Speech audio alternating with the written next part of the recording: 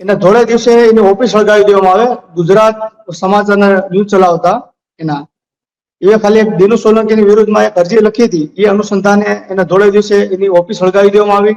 એની ઘેરે જઈ એના બૈરાને એની માને ઘરવાળાને બધી માટે હુમલો પણ કરવામાં આવ્યો. એ તમામ લોકો બધી ભેગા થાય અને નગરપાલિકાની ચૂંટણીની અંદર અમે લોકો ફોર્મ ભર્યું 2013 ની અંદર 2012-13માં. અને દિનુ સોલંકી ત્યારે મારા સસરા કે જે મને મતદાન નતું કર્યું એની પર દુકાન ભરી ઓન ધ સ્પોટ અને બધી માલ સાથે એ સાયકલના પંચર સામાન્ય ખાલી રોજી રોટીનું સાધન હતું એનું એ પણ જોટી લીધું ને. ત્યારબાદ મારી માથે ખૂની હુમલો થયો 2013માં. ત્યાર પછી 2014માં પણ આપણે હુમલો થયો. પછી મોરડિયા ગામ ઉપર મારી માથે ફાયરિંગ કર્યું હતું. હું ત્યાં બચી ગયો અને મોરડિયા ગામની અંદર બાજરાના જે ડુંડા હોય ને એની અંદર ખેડૂતો મને હતાડી અને ટૂંકમાં રાખી દીધો. એટલે ગામજનો આખાથી ભેગા થયા. આહિર સમાજનું ગામ હતું.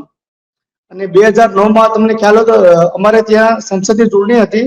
ત્યારે જસુભાઈ અને દિનુ સોલંકી એટલે કારડિયા રાજપૂત સમાજના માંથી આવે દિનુભાઈ સોલંકી આવે અને આહિર સમાજમાંથી જસુભાઈ આવે છે. એટલે દિનુ સોલંકી પોતે આહિર સમાજ ઉપર મોટા પાયે હુમલા કરે છે ત્યારે